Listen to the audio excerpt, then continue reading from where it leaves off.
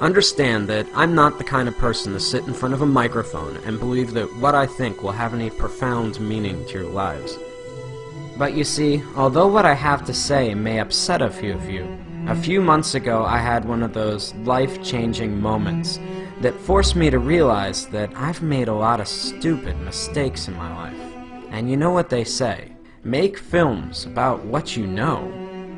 The problem was, why should the thousands of you now watching this believe me when I say that video games were to blame? Understand that I've played video games my entire life, starting with Atari and Nintendo, right up till just a few months ago. Over the years, I could only calculate that I've lost thousands of dollars and tens of thousands of hours of my life to them.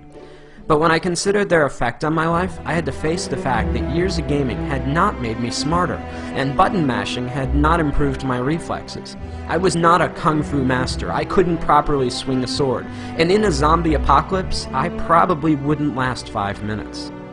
We often forget that video games are entertainment. That means beyond making you feel good, they have no lasting value.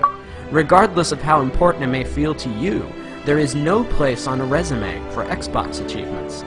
The real pain behind my years of video game addiction was that I never realized their true cost. Sure, it was just a few hours here or there, but over 3 decades, I'm not just sickened now by the amount of my life I've spent, but more so by all the important stuff that I willingly pushed aside to make time for games. For the sake of entertainment, I was willing to give up sleep, health, and ambition. For what? We fool ourselves into thinking that virtual achievements and virtual friends are adequate substitutes for real-life ones. To be blunt, video gamers seem to be fine giving up their real lives for simulated ones, full of depression and loneliness. I know the true cost of gaming are all those lost years that I could have spent with friends, creating art, or being a better husband. 3 months ago, I had to face the facts that I was alone, overweight, and divorced. If there's a moral to this lecture, it's that as much as we may want one, life does not have continues. For much of my life, I was eager to trade away countless opportunities, friendships, and love for experiences that don't really exist. I guess what I'm saying is, it took me a long time to figure all this out, and along the way, I missed out on a lot of life. At the risk of sounding like an after-school special, don't allow something as stupid as video games consume the best years of your life at the expense of all the greatness you could achieve.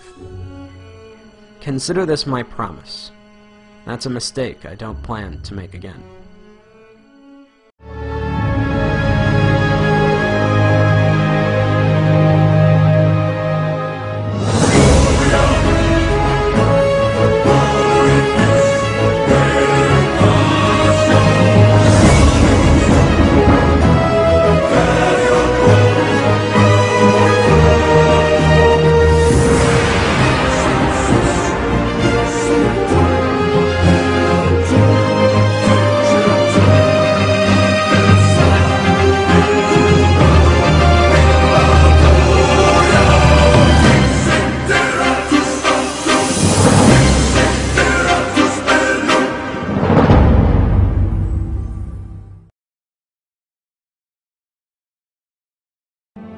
Now, I know a lot of you are going to be angry or confused over the things that I'm saying.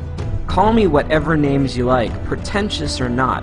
Understand that while I don't hate video games or the people that make them, I'm still worried about their overwhelming negative effects that they've had on my generation. But halfway through animating this film, I came across a documentary about the Penny Arcade convention, and that's when it hit me. Healthy gamers do not dwell away on the games, but instead embrace the community.